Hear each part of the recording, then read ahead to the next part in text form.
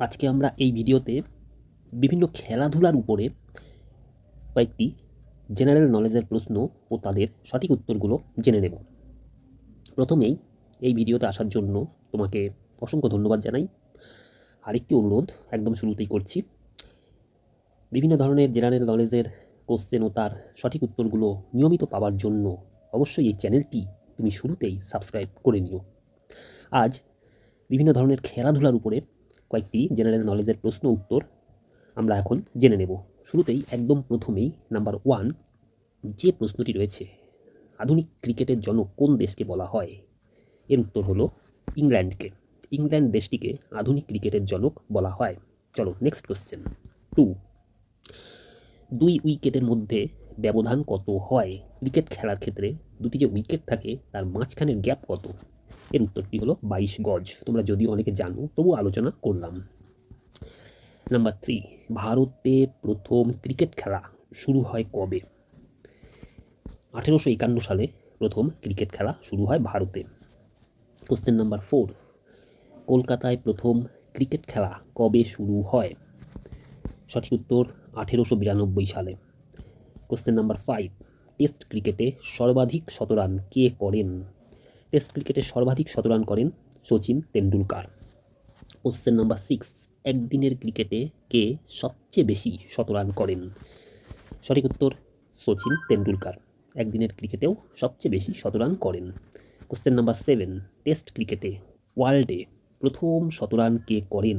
Test ক্রিকেটে সমগ্র বিশ্বে প্রথম শতরানটি কে করেছিলেন? সঠিক উত্তর হলো ইংল্যান্ডের চার্লস ব্যানারম্যান। ইংল্যান্ডের চার্লস ব্যানারম্যান সর্বপ্রথম টেস্ট ক্রিকেটে বিশ্বে প্রথম শতরান করেন। তাহলে উত্তরটা তোমরা জেনে গেলে। নেক্সট কোশ্চেন নাম্বার 8, কোন বাঙালি ক্রিকেটার অভিষেক টেস্টে শতরান করেন? সঠিক উত্তর হলো সৌরভ গাঙ্গুলি। অভিষেক টেস্টেই শতরান করেছিলেন। কোশ্চেন নাম্বার 9, প্রথম কোন ভারতীয় ক্রিকেটার অভিষেক টেস্টে শতরান করেন? সঠিক উত্তর হলো লালা অমরনাথ, যিনি অভিষেক টেস্টেই কিন্তু শতরান করেছিলেন। প্রথম ভারতীয় ক্রিকেটার, ভারতীয়দের মধ্যে প্রথম ক্রিকেটার হলেন লালা অমরনাথ, যিনি অভিষেক টেস্টে অর্থাৎ প্রথম টেস্টেই শতরান করেছিলেন। নাম্বার 10, ভারত কবে প্রথম বিশ্বকাপ জেতে? ভারত প্রথম ক্রিকেটে বিশ্বকাপ জেতে 1983 সালে।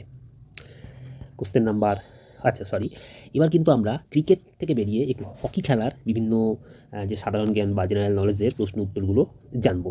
চলো হকি খেলার উপরে কোশ্চেন নাম্বার 11, যেটা হকি খেলার জন্ম হয় কোথায়? হকি খেলার জন্ম হয় ফ্রান্স দেশে। ফ্রান্সে কিন্তু হকি খেলার জন্ম।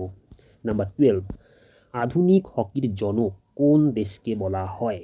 আধুনিক হকির জনক বলা হয় ইংল্যান্ড দেশকে।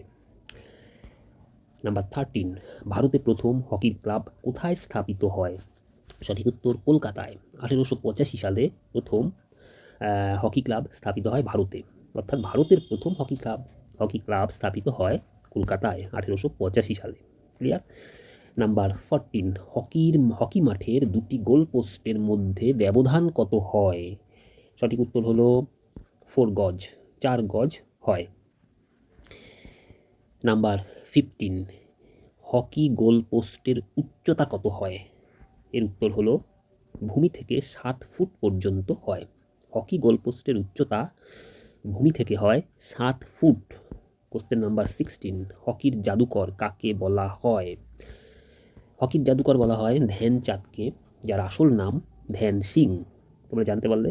কোশ্চেন নাম্বার এবার হবে তোমাদের 17। তবে তার আগে কিন্তু আমরা হকি খেলা ছেড়ে এবার একটু ফুটবল খেলা নিয়ে সাধারণ জ্ঞানের প্রশ্ন বা জেনারেল নলেজের প্রশ্ন, যাই বলি একই ব্যাপার, তো জানবো। 17-এ যে প্রশ্নটি রয়েছে বা কোশ্চেনটি, প্রথম কোন দেশে ফুটবল খেলা শুরু হয়? ফুটবল খেলা প্রথম শুরু হয় রোমে। রোমেই প্রথম ফুটবল খেলা শুরু হয়। নাম্বার 18, আধুনিক ফুটবলের জনক কোন দেশকে বলে? আধুনিক ফুটবলের জনক বলে ইংল্যান্ডকে। কোশ্চেন নাম্বার 19, ফিফার পুরো নাম কি?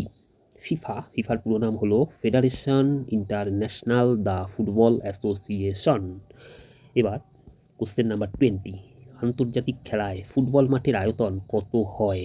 এর উত্তরটি হলো দৈর্ঘ্য 110 মিটার, প্রস্থ 70 মিটার। অর্থাৎ আন্তর্জাতিক ফুটবল খেলায় বা ফুটবল ম্যাচে যে খেলাগুলো হয় সেখানে ফুটবল মাঠের যেটা দৈর্ঘ্য হয় 110 মিটার, প্রস্থ হয় 70 মিটার। ক্লিয়ার? তাহলে আজকে আমরা বেশ কয়েক ধরনের খেলা সব থেকে বেশ কিছু জেনারেল নলেজ বা সাধারণ জ্ঞান তার প্রশ্ন উত্তর জেনে নিলাম। এই আলোচনাটা যদি ভালো লাগে একটি লাইক করো আর কমেন্ট করে জানিও তোমার মতামত। আর এই ধরনের বিভিন্ন জেনারেল নলেজের প্রশ্ন উত্তর নিয়মিত পাওয়ার জন্য অবশ্যই চ্যানেলটি সাবস্ক্রাইব করে রেখো। প্রত্যেককে অসংখ্য ধন্যবাদ। ভালো থেকো। দেখা হবে পরবর্তী ভিডিওতে।